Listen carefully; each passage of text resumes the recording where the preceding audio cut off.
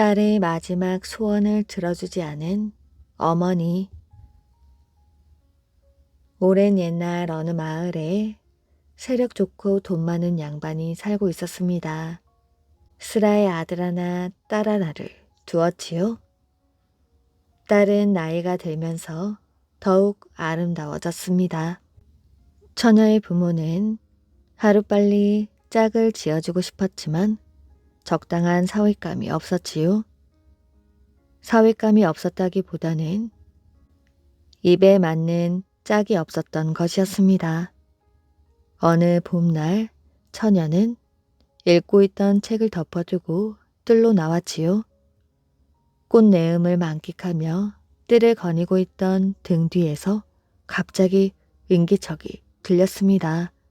뒤를 돌아보니 나무 그림자에 가려있는 사람의 모습이 보였습니다. 거기 누구인가? 나무 뒤의 그림자가 남자임이 확인되자 처녀는 더욱 놀랐지요. 처녀는 뒷걸음질을 치며 간신히 입을 열었습니다. 거기 누구요? 이때 나무 아래에 숨어있던 남자가 모습을 나타내며 다가왔습니다. 아씨, 너무 놀라지 마십시오. 저 용길입니다. 뭐? 용길이는 자기 집 종의 아들이었습니다. 비록 신부는 천하였지만 체격이 좋고 기운이 장사였습니다. 용길이의 양쪽 겨드랑이에는 날개가 달려있다는 소문도 들렸지요. 처녀는 자기 부모님들이 그놈이 신분만 천하지 않았다면 우리가 용길이 같은 사위를 얻는다면 얼마나 좋겠어요? 하고 탄식하는 소리를 들었습니다. 처녀 자신도 용길이의 외모를 보고는 정을 느끼기도 하였지요. 이게 무슨 무례한 짓이야? 아씨, 용서해 주십시오. 처녀는 용길이의 갑작스런 행동에 어쩔 줄을 몰라 했습니다. 아씨, 아씨께서는 천한 신분인 제가 이렇게 모함한 짓을 한다고 망측스레 여기시겠지요? 왕후 장상이 어찌 씨가 따로 있느냐는 옛글을 아씨께서도 아시지요? 저라고 나중에 벼슬을 하지 말라는 법이 어디에 있겠습니까? 용길이의 목소리는 차분하면서도 우렁찼습니다. 조금 전 무례하게 생각했던 감정도 눈 녹듯 사라져버렸지요. 작은 아씨, 다른 사람에게 들키면 어쩌려고 이러오? 어서 그만 돌아가시오. 다음날 조용한 때가 있지 않겠소? 한동안 말이 없던 처녀는 종종 걸음으로 초당으로 들어갔습니다. 다음날 밤 용길이는 다시 토장에 나타났지요. 처녀는 두말 없이 그를 만났습니다. 그 뒤로 따로 떨어져 있는 처녀의 초당에는 신분을 초월한 사랑이 날마다 계속되고 있었지요. 그들은 이제 뗄려야 뗄 수 없는 사이가 되었습니다. 100년 가약을 굳게 맹세하기에 이르렀지요. 그러나 이것은 둘 사이의 약속이었을 뿐 처녀의 부모님이 알면 날벼락이 내릴 판이었습니다. 아무리 인적이 드문 초당에서 한밤중 일어나는 일이었지만 꼬리가 길면 밟힌다는 말이 있습니다. 한여름의 어느 날 밤, 이날 밤도 용길이는 처녀를 만났지요. 이런 일이 벌어지고 있으리라고는 상상도 하지 못하는 처녀의 어머니는 늦 더위에 잠을 이루지 못하고 딸의 방에 가서 놀다 오리라 마음먹고 초당에 이르렀습니다. 얘야, 벌써 자는 것이야? 하고 어머니가 마루에 올라 방 문을 여는 순간 한 남자가 연문으로 뛰어나가는 것을 보았지요. 어머니의 입에서는 고함 소리가 터져 나왔습니다. 자는 척을 하고 누웠던 처녀는 부시시 일어나며 시치미를 떼었지요. 어머니, 밤중에 웬일이십니까? 웬일이다. 무엇이냐? 이게 어찌 된 일이냐? 무슨 일이 있었나요?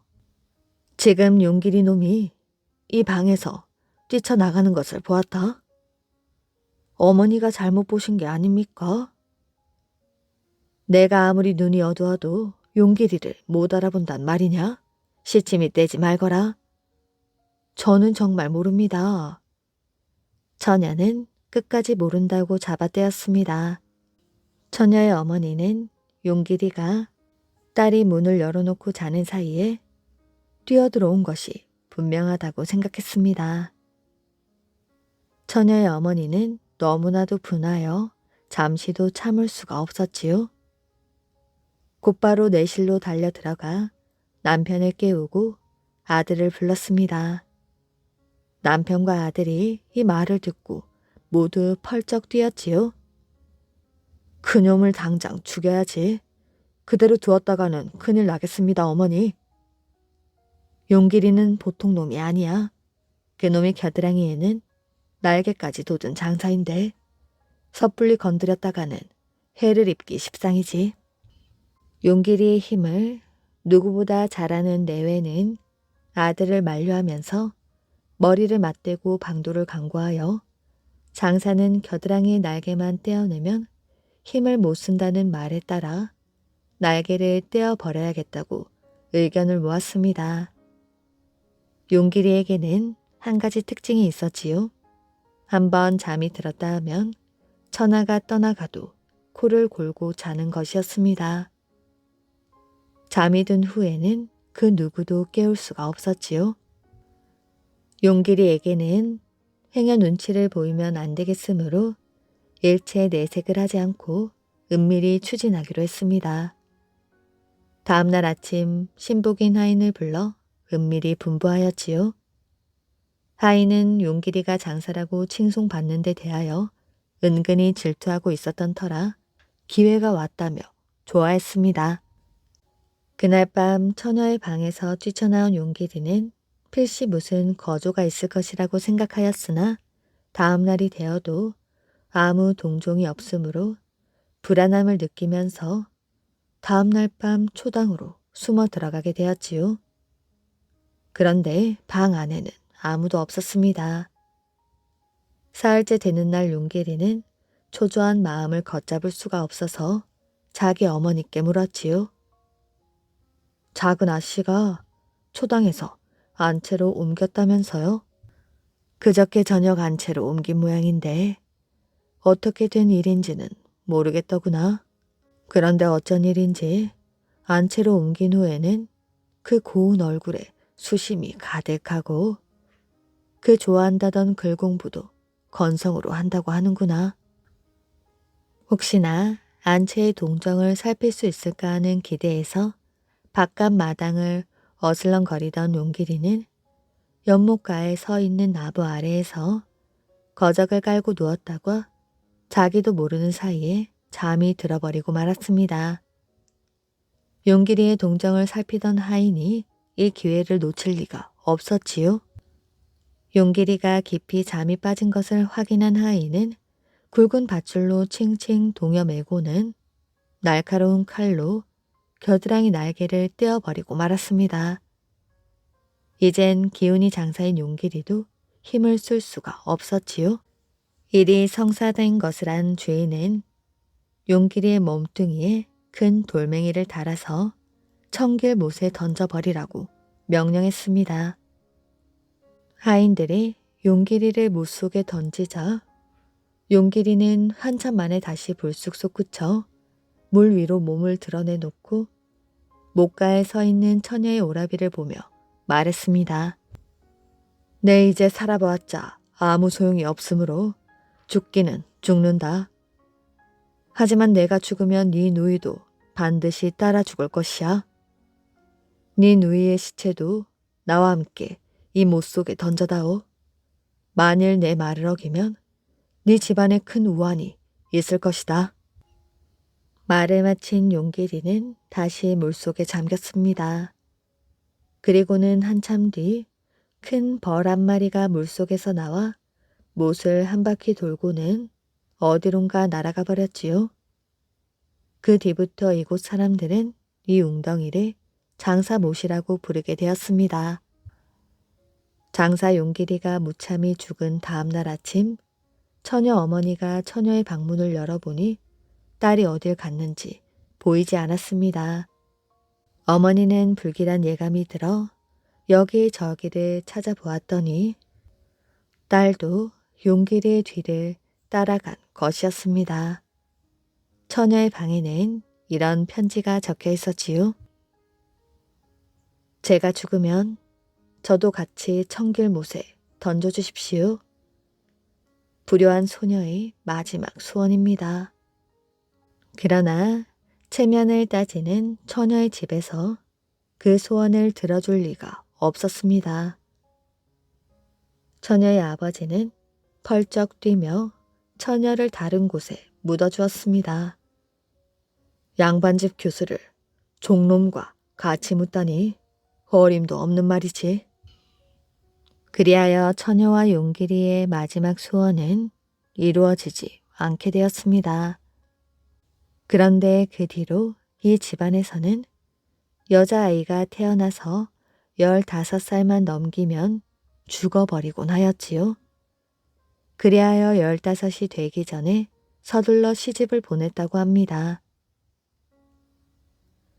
신비한 동물 예티. 히말라야 산 꼭대기에는 신비로운 동물인 예티에 관한 이야기가 전해져 온답니다. 예티에 대한 소문은 무시무시한 소문뿐이었지요. 예티와 마주치면 목숨을 빼앗아간대. 예티는 여자들과 아이들만 잡아간다더군. 하지만 이런 예티를 실제로 본 사람들은 아무도 없었습니다. 그러던 어느 날 한 스님이 수행을 하기 위하여 히말라야 꼭대기에 있는 동굴로 갔습니다. 아주 높은 곳에 있는 동굴에서 스님은 나무 열매와 죽으로 끼니를 때우며 고된 수행을 하고 있었습니다. 몹시 추운 겨울 어느 날 스님은 불 앞에 앉아 저녁을 준비하고 있었지요. 그런데 그때 땅이 흔들릴 만큼 어마어마하게 큰 소리가 점점 가까워지더니 고약한 냄새가 동굴 안에 가득 퍼졌지요. 거기 누구냐? 스님이 물었지만 대답도 않고 누군가 다가왔습니다. 처음 보는 동물이었지요. 온 몸은 붉은 털로 덮여있고 무릎까지 내려온 긴 팔에다 키는 3미터가 넘어 보였습니다. 예티가 틀림없어. 스님은 온 몸이 굳는 것 같았습니다. 내게 원하는 것이 무엇이냐? 스님이 덜덜 떨며 말하였지요.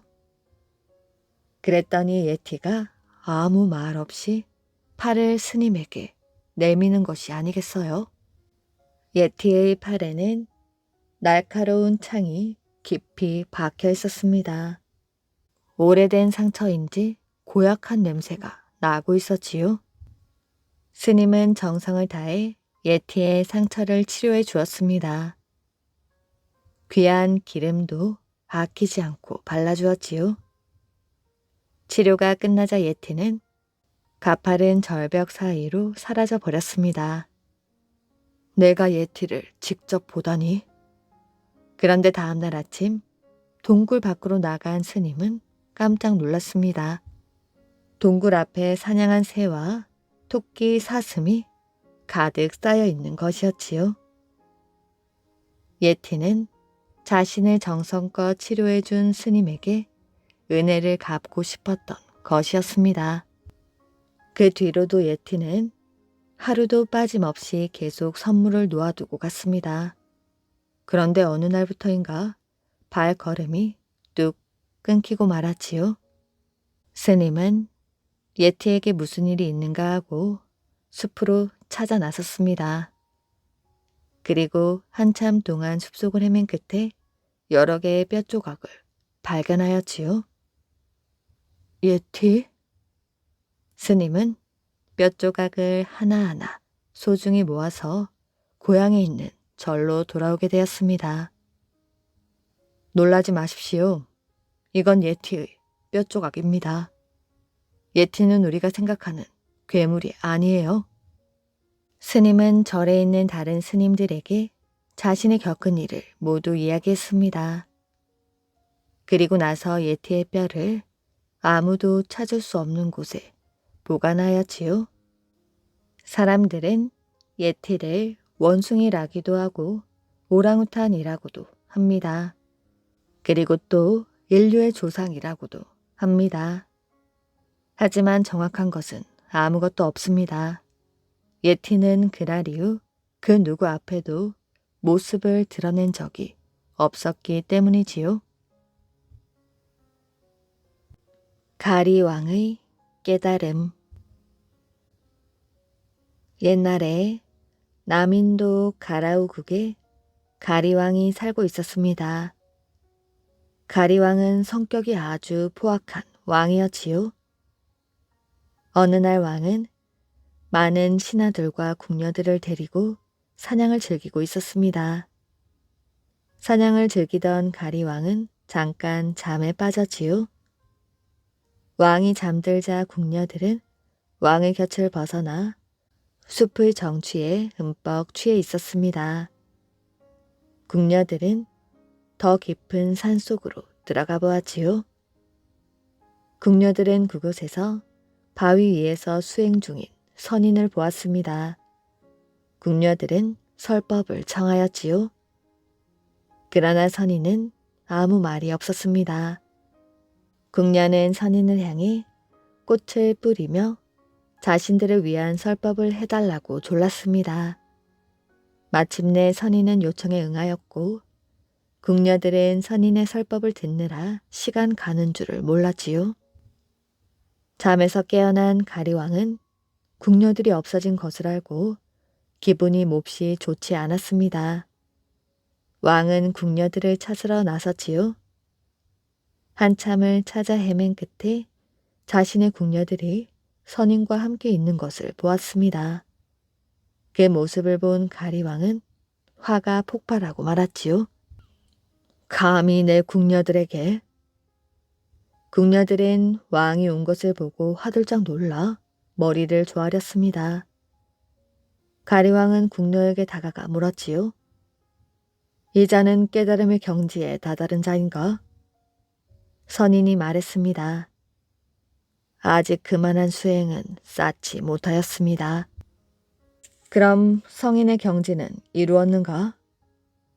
아직 얻지 못했습니다. 가리왕이 불같이 화를 내며 말했습니다. 아직 수행 중인 자가 어찌 법문을 설법한다는 말인가? 그렇다면 선인에게 묻겠다. 계란 무엇이냐? 참는 것이지요. 가리왕은 선인을 바라보다가 한 가지 제안을 했습니다. 그렇다면 너의 팔을 한번 잘라보겠다. 개를 가졌는지 시험해봐도 되겠느냐? 선인은 평온한 표정으로 말하였지요. 반드시 참겠습니다. 포악한 가리왕은 허리에 차고 있던 칼을 빼들더니 선인의 두 팔을 잘라버렸습니다. 지켜보고 있던 궁녀와 신하들이 놀라 벌벌 떨었지요. 하지만 선인은 얼굴빛 하나 변하지 않은 채 태연하게 있었습니다. 가리왕은 양팔이 잘리고도 눈썹 하나 까딱하지 않는 선인에게 참을 수 없는 분노가 솟구쳐 올랐습니다. 왕은 다시 한번 칼을 휘둘렀지요. 선인의 두 다리가 땅바닥으로 떨어졌습니다. 지켜보고 있던 궁녀들과 신하들은 비명을 지르지도 못하고 두 눈을 가렸지요. 가리왕은 그래도 분이 풀리지 않는 듯 선인을 향해 다시 물었습니다. 그래도 참을 수 있느냐? 선인의 표정에는 아무런 고통도 느끼지 않았습니다. 저는 수행 중일 뿐입니다. 뭐라고? 이래도 수행 중이라고? 예, 저는 인욕 수행 중입니다. 선인은 아무런 흔들림이 없었습니다. 두려움이 느껴지지 않았고 일그러지지도 않았지요. 가리왕에 대하여 원망도 하지 않았습니다. 오히려 가리왕을 불쌍히 여길 뿐이었지요. 그때 이상한 일이 벌어졌습니다. 산중에 갑자기 바람이 불기 시작한 것이었지요. 전등과 번개가 치고 하늘과 땅이 진동하는 것이었습니다. 하지만 왕은 분노를 거두지 않았습니다. 너의 인욕이 진실하다면 증명해 보이거라. 인욕이란 마음을 가라앉혀 온갖 모욕과 번뇌를 참고 원한을 일으키지 않는다는 뜻입니다. 저의 인욕이 진실이라는 증거는 잘린 팔과 다리가 원래대로 돌아가는 것입니다. 말을 마친 선인의 몸은 원래대로 감쪽같이 돌아왔지요. 이를 지켜보던 가리왕은 깜짝 놀라 선인 앞에 무릎을 꿇었습니다. 죽을 죄를 지었소. 제발 살려만 주시오. 나는 아무런 원망의 마음이 없습니다. 선인은 하늘을 올려다보며 말했습니다. 나는 그저 수행을 하고 있었을 뿐입니다. 그러니 가리왕을 용서해 주십시오. 잠시 후 태풍과 번개가 사라졌습니다. 원수조차 사랑한 선인의 자비심에 가리왕은 선인에게 무릎을 꿇었지요. 그리고 자신의 행동을 뉘우치게 되었습니다. 궁으로 돌아간 가리왕은 선인을 불러 석가모니 부처님의 말씀을 들으며 자신의 부족함을 수양하고 평생 참회하며 살았다고 합니다. 빈둥빈둥 거리며 부자가 된 동생. 옛날 어느 마을에 형제가 살고 있었습니다. 둘은 부모님께 재산을 똑같이 물려받았지요. 그런데 동생은 부자가 되었고 형은 가난한 살림이었습니다. 형은 식구들도 많아 하루하루를 힘겹게 살고 있었지요. 그러던 어느 날 집에 먹을 것이 떨어진 형은 동생을 찾아가게 되었습니다. 동생아, 나중에 은혜를 꼭 갚을 터이니 제발 먹을 것 좀 빌려다오. 동생은 한심하다는 듯 형을 쳐다보았습니다. 형님도 참 딱하군요. 자식이 많으니 갈수록 살기 힘들어지는 게 아니겠어요? 형님에게 구워줄 양식은 없으니 다른 데 가서 알아보세요. 형은 얼굴이 빨개져서 도망치게 동생의 집에서 나와버렸습니다. 이웃집에서 간신히 먹을거리를 얻은 형은 방 안에 누워 골똘히 생각에 잠겼지요. 그동안 황무지라고 묵혀두었던 밭을 갈아야겠어. 말 한 마리를 빌려야겠군. 형은 다시 동생을 찾아가 사정사정을 했습니다. 자꾸 귀찮게 해서 미안하다. 양식을 꺼달라는 게 아니고 네 집에 있는 말을 하루만 빌려주지 않겠니? 좋아요. 형이 필요하다는데 빌려드려야지요. 대신 꼭 하루만 쓰고 돌려주셔야 해요. 그래, 정말 고맙구나. 말은 어디에 있니?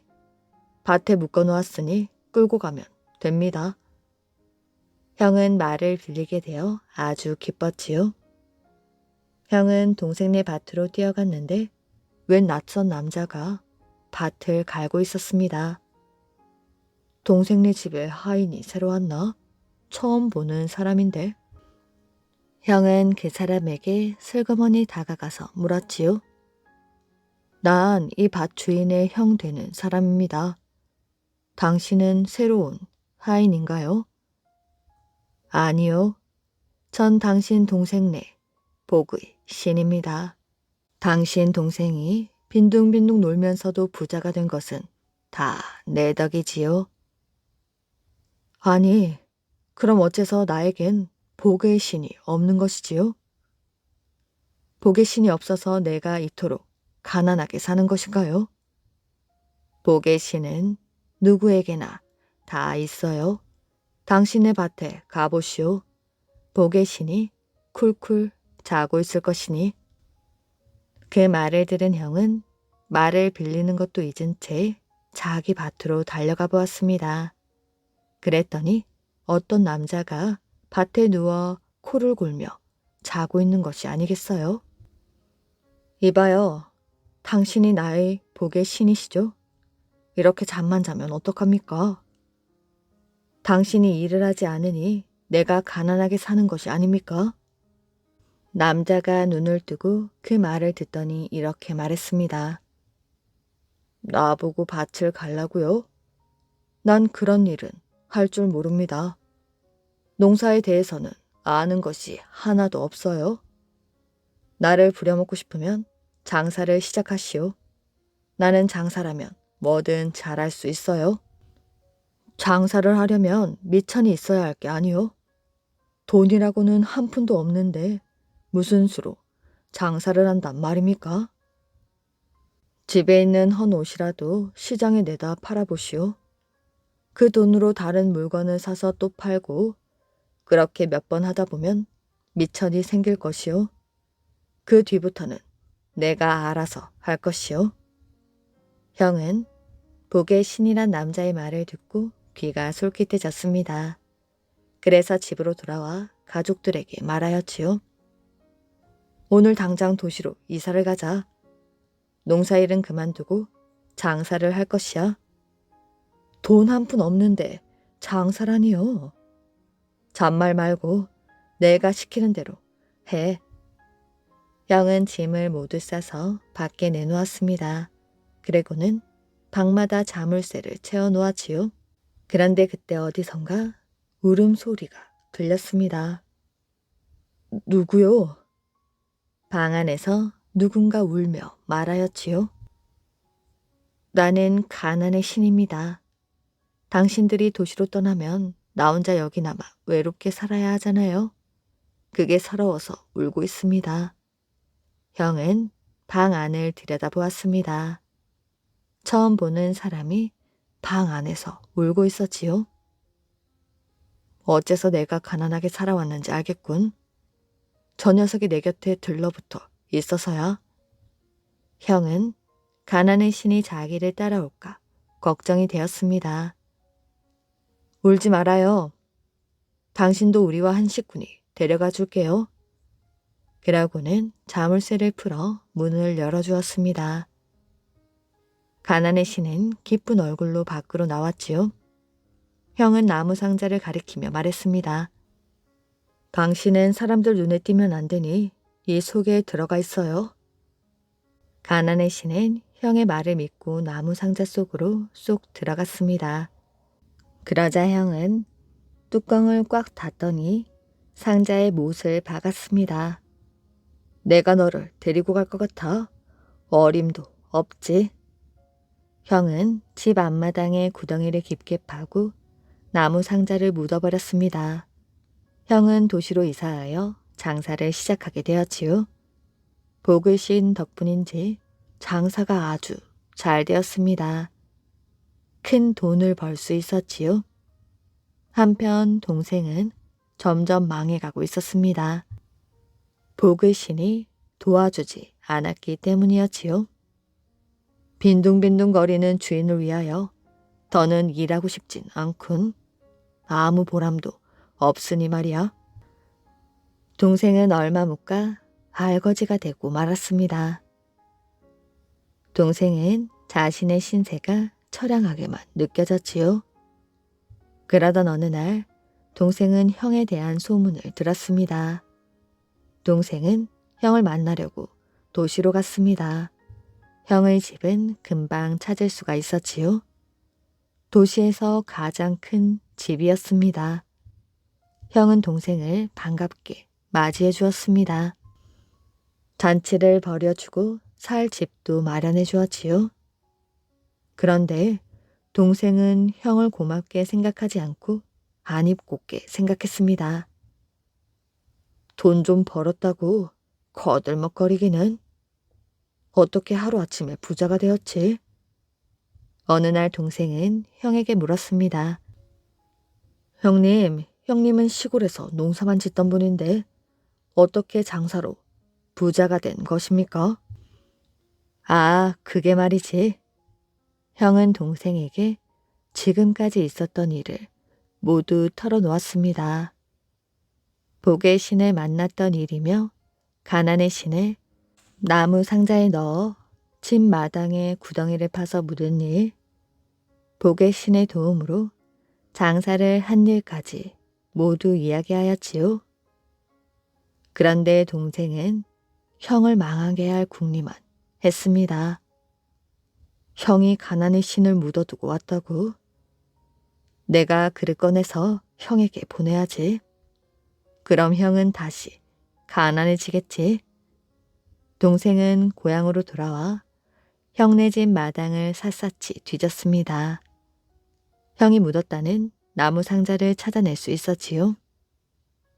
나무 상자의 뚜껑을 활짝 열자 그 속에서 사람이 튀어나왔습니다. 바로 가난의 신이었지요. 동생은 기뻐하며 가난의 신에게 말하였지요. 그동안 고생이 많았지요. 내가 구해주었으니 이제 원수를 갚으세요. 형을 다시 가난하게 만드세요. 동생은 가난의 신이 자기 말을 들을 줄 알았습니다. 그런데 뜻밖에도 가난의 신은 고개를 절레절레 흔들었지요. 당신 형에게 갔다가 또 무슨 봉변을 당하라고요? 그러더니 동생에게 붙어 말했습니다. 나는 당신 형님처럼 못된 사람보다 당신처럼 착한 사람이 좋습니다. 당신은 나를 구해준 은인이니 평생 당신 곁을 떠나지 않겠어요? 가난의 신은 동생 곁에 꼭 붙어 있었습니다. 한시도 떨어지지 않았지요. 그 동생은 재산을 모두 날리고 굶어 죽고 말았다고 합니다. 궁전에서 쫓겨난 막내딸. 옛날 어느 마을에 딸을 셋 둔 아버지가 살고 있었지요. 아버지는 사냥을 하여 식구들을 먹여 살리고 있었습니다. 그러던 어느 날 숲속을 열심히 돌아다녀도 사냥감이 없었지요. 아버지는 커다란 나무 밑에 앉아 쉬고 있었습니다. 아이고 내 신세야.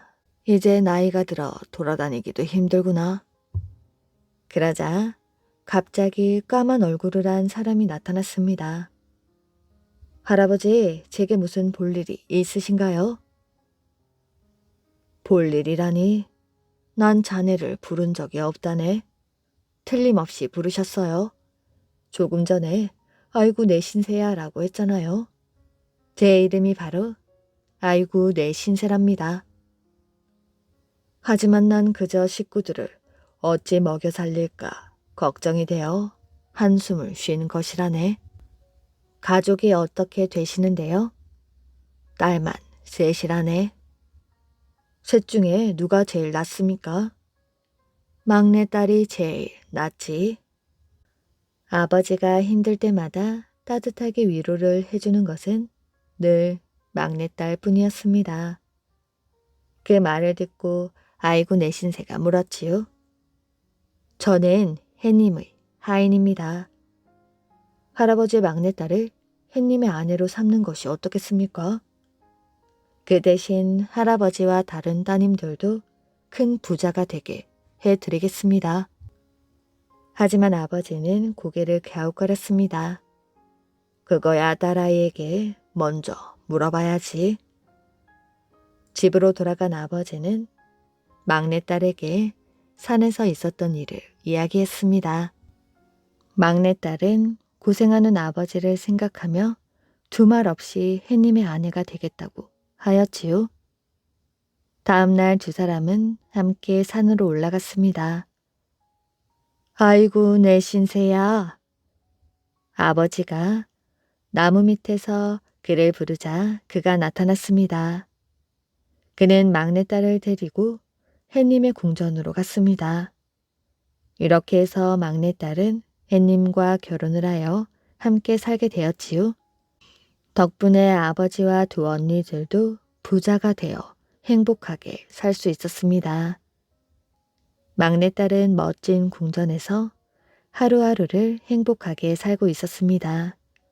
하지만 한 가지 불만이 있었지요. 남편의 얼굴을 한 번도 본 적이 없었습니다. 해님이 궁전으로 올 때가 되면 하인들이 그녀에게 약을 마시게 하는데 그러면 밤새 앞을 볼 수가 없었던 것이었지요. 어느 날 언니들이 막내 동생을 보러 왔습니다. 막내야, 그동안 어찌 지냈니? 잘 지내고 있는데 불만이 하나 있어요. 남편이 어떻게 생겼는지 알 수가 없습니다. 아니, 그게 정말이야? 어떻게 그럴 수가 있지? 내가 스펀지를 줄 터이니 물약을 가져오거든. 잔에다 몰래 스펀지를 넣도록 해. 그날 막내딸은 언니들이 가르쳐 준 대로 하여 약을 마시지 않았습니다. 해님은 무척이나 피곤했는지 집으로 돌아오자마자 깊은 잠에 빠져버렸지요. 막내딸은 언니들이 가르쳐준 대로 햇님의 얼굴을 보았습니다. 우리 남편이 이렇게 멋진 분이었구나. 그런데 햇님의 머리에는 자물쇠가 채워져 있었고 그 옆에는 열쇠 하나가 놓여 있었지요. 막내딸은 자물통을 열고 촛불을 든 채 안으로 들어갔습니다. 그곳에선 놀라운 광경이 펼쳐지고 있었지요. 온갖 금은 보화와 멋진 옷들, 반짝반짝 빛나는 마차, 그야말로 없는 게 없었습니다. 막내딸은 그곳에서 금실로 재단사들이 술을 놓고 있는 것을 보았습니다. 무슨 옷을 만들고 계신 거예요? 재단사들이 말하였지요. 햇님의 부인과 장차 태어날 아기를 위해 옷을 짓고 있어요. 장차 아기가 태어나면 햇님께서는 부인께 얼굴을 보여주신다지요. 그랬군요. 막내딸은 허둥지둥 돌아와 자물통을 잠그려 했습니다. 그런데 그만 초 한 방울이 햇님의 얼굴에 떨어지고 말았지요. 그 바람에 깜짝 놀란 햇님이 벌떡 일어나 소리쳤습니다. 여봐라, 걔 누구 없느냐? 저 여자가 내 얼굴에 상처를 입혔다. 당장 이 궁전에서 쫓아내거라. 이렇게 해서 막내딸은 햇님의 궁전에서 쫓겨나고 말았지요. 막내딸이 뒤늦게 후회를 했지만 소용없는 일이었습니다. 땅에 사는 아버지와 언니들도 가난뱅이가 되고 말았지요. 불필요한 호기심 때문에 모든 일을 그르치고 만 것이었습니다. 고그라는 나무. 아주 오랜 옛날 어느 섬에 소나무들이 모여 살고 있었습니다. 소나무들은 살다 죽어도 이곳을 떠나지 않고 목신이 되어 숲에 머물렀지요. 이들은 살아있는 소나무들과 이야기를 나누며 즐겁게 지냈습니다. 목신들 가운데에는 소나무로 천년을 살았던 목신이 있었지요. 그는 다른 목신들과는 달리 여행을 좋아했습니다. 그래서 전국 방방 곳곳을 두루 구경하며 돌아다녔지요. 어느 날 목신이 서울에 가보았습니다. 서울에는 많은 사람이 모여 살 뿐 아니라 임금이 사는 대궐이 있는 곳이었지요. 서울까지 왔는데 대궐 구경은 하고 가야지. 목신은 귀신이었기 때문에 사람들 눈에는 보이지 않았지요. 대궐은 크고 으리으리했습니다. 목신은 이 방 저 방 기웃거리다가 공주님 방 앞에 이르렀지요. 마침 공주님 방에서는 임금님이 공주님과 이야기를 나누고 있었습니다. 아바마마, 방에만 있으니 답답해요. 창문으로 보이는 것은 건물들과 뜰 뿐이잖아요. 공주야, 그렇게 답답하면 방에만 있지 말고 대궐안을 산책하면 되지 않겠느냐? 대궐도 좁게 느껴져요. 아바마마, 저를 위해 정자를 지어주셔요.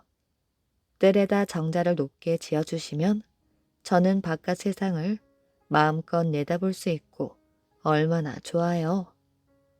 그건 안 된다. 정자를 지으려면 소나무가 많이 필요한데 어찌 소나무를 함부로 벤단 말이냐? 소나무도 우리 사람과 똑같이 소중한 것이야. 정자 하나 때문에 소중한 것들을 죽이고 싶지 않구나. 아바마마, 저의 소원입니다. 정자를 지어주셔요. 절대로 안 된다니까. 내가 몇 번을 더 말해야 알아듣겠느냐? 아바마마는 저보다 소나무를 더 사랑하시는군요. 공주는 끝내 울음을 터뜨렸습니다. 목시는 이야기를 듣다가 가슴이 뭉클해졌습니다. 세상에 저런 임금이 다 계시다니. 목시는 감격스러웠지요. 임금님이 이렇게 좋으신 분이라는 것을 나만 혼자 알고 있을 순 없지.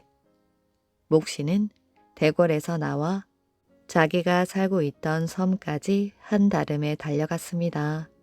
섬에 도착한 목시는 소나무들에게 대궐에서 들은 이야기를 전하였지요.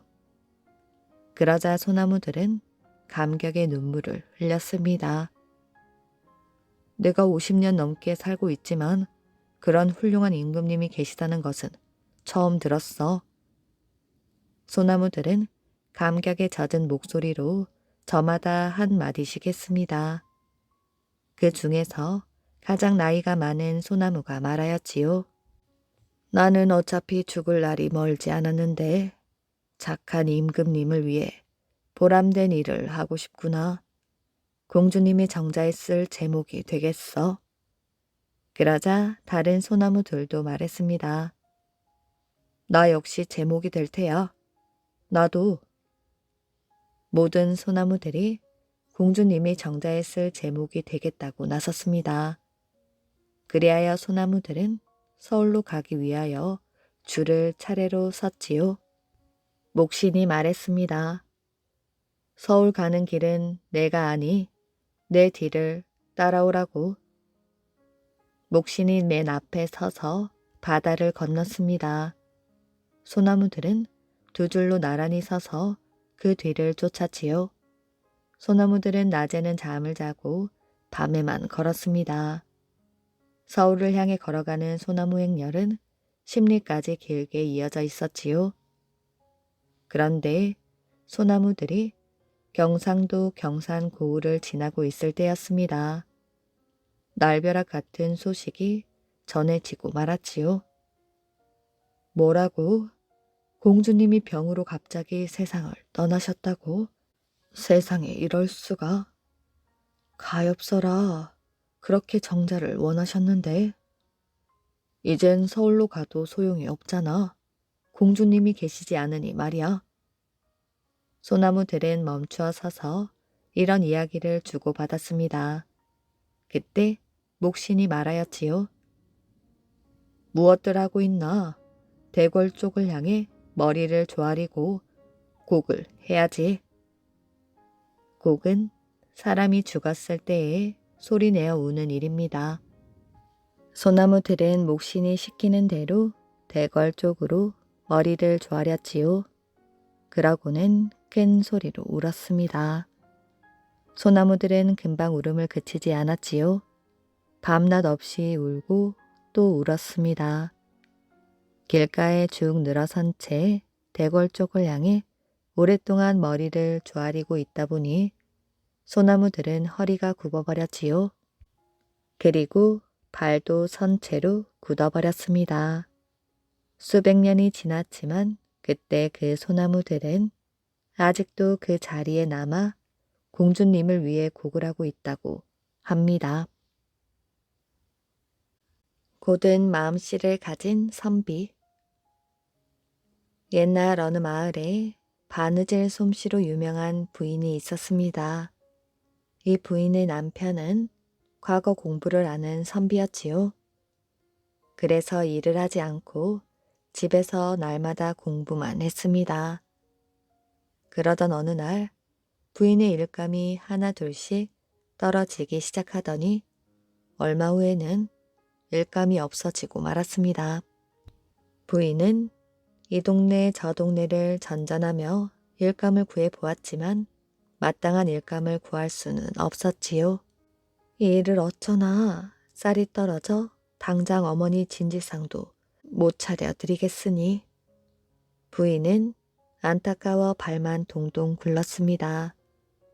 시어머니는 며느리의 마음을 알고 속이 좋지 않다면서 물만 한 사발 들이켰지요. 이렇게 며칠을 세 식구가 굶게 되자 부인은 남편에게 하소연하였습니다. 온 식구가 굶어 죽게 생겼는데 글자가 눈에 들어오십니까?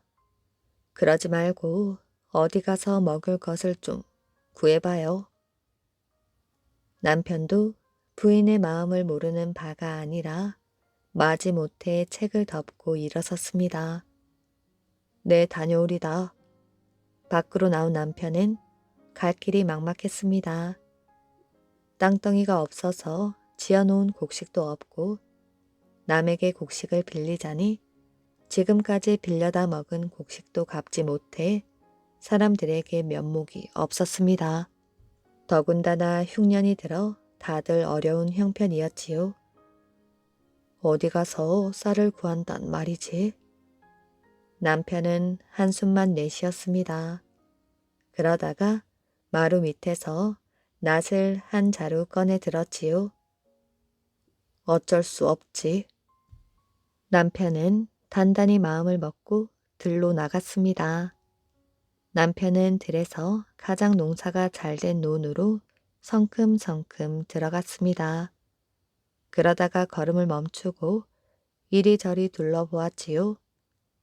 남편은 아무도 없는 것을 확인하고 다시 걷기 시작했습니다. 그러다 걸음을 멈추고 하늘을 바라보았지요. 하늘이 내려다보고 있으니 저녁에 납치를 해야겠다. 남편은 밝은 대낮에 남의 눈에서 별을 베는 것이 부끄러웠습니다. 더욱이 하늘이 내려다보고 있다고 생각하니 큰 죄를 짓는 것 같았지요. 남편은 근처에 있는 나무 밑으로 가서 몸을 숨겼습니다. 밤이 되었지요. 남편은 조심스레 일어나더니 다시 논으로 들어갔습니다. 그러나 유난히 밝은 별과 달이 부담스러웠지요. 오늘따라 저리도 밝게 빛나다니 선비로서 도둑질을 하려는 나를 탓하려고 그러는 것인가? 남편은 밤하늘을 바라보았습니다. 남의 별을 훔치려 하다니 넌 선비로서 자격이 없어. 남편은 느닷없이 하늘에 대고 소리쳤습니다. 넌 정말 선비로서 자격이 없어. 남이 피땀 흘려 지은 농사를 도둑질하려 하다니 죽을 죄를 지었구나. 앞으로 더욱더 공부를 열심히 하여 과거에 합격하고 가난한 자들을 보살피도록 하자. 선비는 혼자서 자신을 나무라기도 하고 위로하기도 했습니다. 그러고는 낫을 들고 논에서 빠져나왔지요. 집에서 남편을 애타게 기다리던 부인은 남편이 빈손으로 돌아오자 한숨을 쉬었습니다. 평생 공부만 하던 사람에게 먹을 것을 구해오라고 한 제가 잘못이지요. 날이 밝으면 제가 산에 가서 나물이라도 캐어 볼 테니 아무 걱정 마시고 공부를 하셔요. 부인과 남편은 서로를 위로했습니다. 그때 문 밖에서 사람 소리가 났지요. 계십니까? 뉘시온지요? 저는 건넌 마을에 사는 최가이옵니다. 최가라는 사람의 뒤에는 지게를 진 하인이 서 있었습니다.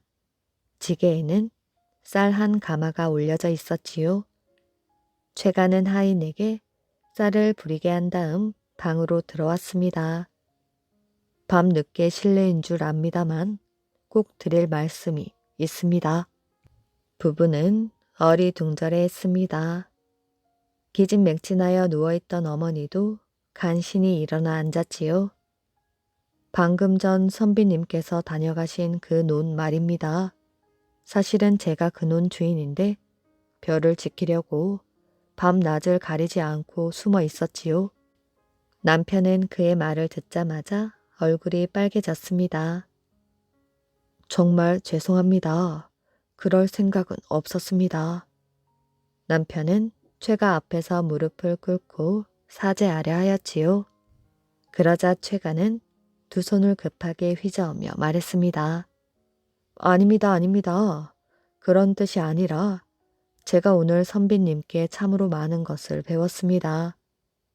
흉년이 든 때에 혹시라도 누가 내 별을 훔쳐가지나 않을까 의심만 하고 있었지요. 그런데 선비님께서는 도둑질을 하지 않고서도 도둑질을 하려 한 자신을 호되게 야단치셨습니다. 그 말씀을 듣고 제 자신이 오히려 부끄러워졌습니다. 저도 넉넉한 살림은 아니지만 선비님을 돕고 싶어 이렇게 쌀을 가지고 왔습니다. 부디 거절하지 마시고 쌀을 받아주십시오.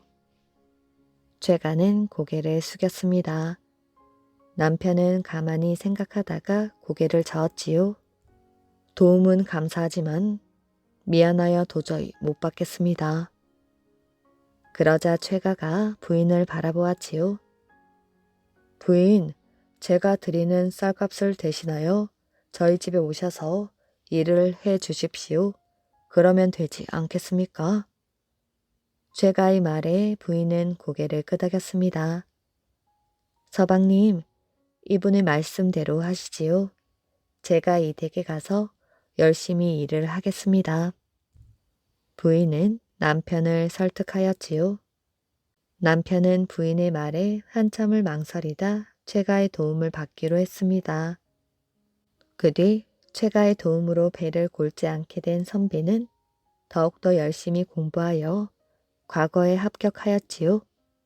선비 부부는 출세를 한 뒤에도 어려울 때 도움을 주었던 최가를 친구처럼 때로는 부모처럼 모시며 오래오래 함께 행복하게 잘 살았다고 합니다.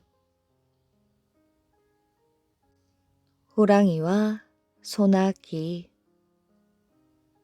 옛날 어느 마을 호랑이 한 마리가 담배를 피우다 말고 어슬렁어슬렁 마을로 내려왔습니다. 오늘은 김서방네 살찐 소나 한 마리 잡아먹어 볼까? 입맛을 쩍쩍 다시면서 내려왔지요. 그런데 마을 어귀쯤 내려오니 사람들이 정자나무 밑에 모여 놀고 있었습니다. 한창 놀다 그중 한 사람이 말하였지요. 여보게들, 이제 그만 놀고 집에 가세. 이러다 호랑이라도 오면 큰일이 아닌가? 그런데 아무도 말을 듣는 사람이 없었지요. 모두가 들은 척 만 척 하였습니다. 그런데 다른 사람이 여보게들, 이제 그만 놀고 집에 가세. 이러다가 소나기라도 오면 큰일이 아닌가? 하니 모두들 벌떡벌떡 일어나 버렸지요. 호랑이가 가만히 보니 참으로 놀라웠지요. 호랑이가 온다고 해도 들은 척 만 척 하던 사람들이 소나기가 온다니 걸음아 날 살려라 하고 내빼니 놀랍긴 했습니다. 소나기란 놈이 어떤 놈인지 모르지만 나보다 더 사나운 게 틀림없어. 그러지 않고서야 사람들이 저렇게 도망을 갈 리 없지. 소나기란 놈을 조심해야겠다. 호랑이가 겁을 잔뜩 먹었습니다. 이제 날이 어두워지기를 기다려 살금살금 김서방네 외양간으로 들어갔지요. 그때 마침 김서방네 망나니 큰 아들이 거기 왔습니다. 이 아들이 노름판에서 돈을 다 잃고 나서 눈에 뵈는 게 없으니 저희 집 소를 끌고 가려고 온 것이지요.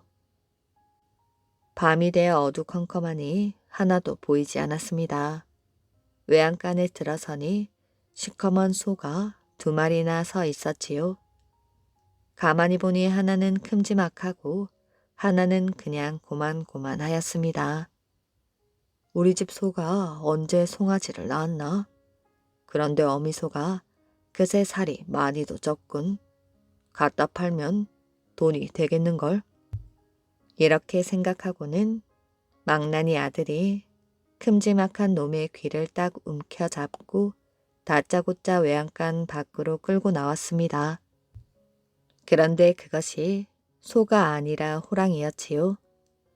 호랑이는 소를 잡아먹으려고 외양간에 들어왔다가 시커먼 놈에게 다짜고짜 귀를 딱 잡히고 보니 정신이 하나도 없었습니다.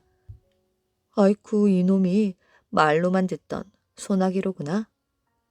사람들이 소나기란 말만 들어도 죄다 내빼더니 과연 사납긴 사나운 놈이로군. 겁을 먹을 대로 먹어서 아무 소리도 못 내고 얌전하게 끌려 나왔지요. 그렇게 끌려서 큰 길에까지 나왔습니다. 김서방네 아들은 아직도 그게 소인 줄만 알았지요. 소인 줄만 알고서 호랑이 양쪽 귀를 틀어쥐고 등에 훌쩍 올라타고는 냅다 소리를 질렀습니다. 이놈의 소야, 어서 가자. 호랑이는 너무도 놀라서 식은땀이 줄줄 나왔지요.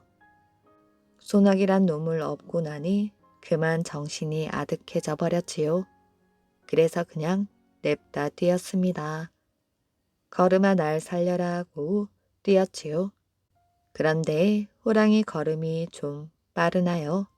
그렇게 새벽까지 달려서 백두산 넘어 만주 땅까지 갔습니다. 거기까지 갔는데 밤새도록 달렸으니 제 아무리 호랑이라도 지쳐버렸지요. 그만 혀를 쭉 내밀고 널브러져 버렸습니다. 김서방네 큰아들은 아직도 자기가 탄 게 소인 줄만 알았습니다. 소인 줄만 알고서 호랑이가 널브러지니 등에서 펄쩍 뛰어내렸지요. 이놈의 소, 기운이 이렇게 없어서야 원. 발길질을 해봐도 꿈쩍을 안 하니 이놈의 소 기운 좀 차릴 때까지 나도 한숨 자야겠다 하고서 나무 밑에서 한숨 자버렸지요. 자고 일어나 보니 날이 훤히 밝았는데 가만히 보니 아까 널브러져 있던 것이 온데간데 없었습니다. 감쪽같이 사라져버린 것이지요. 호랑이가 그새 정신을 차리고 도망을 간 것입니다. 소나기에게 2번 걸렸다가는 뼈도 못 추리겠다고 천리말리 도망을 가버렸지요. 김서방네 큰아들은 만주 땅에서 아직도 소를 찾아다닌다고 합니다. 이야기 재미있게 잘 들으셨나요? 오늘의 이야기는 여기까지입니다. 오늘도 이야기를 들어주셔서 정말 감사합니다. 오늘도 편안한 밤 되시길 바랍니다.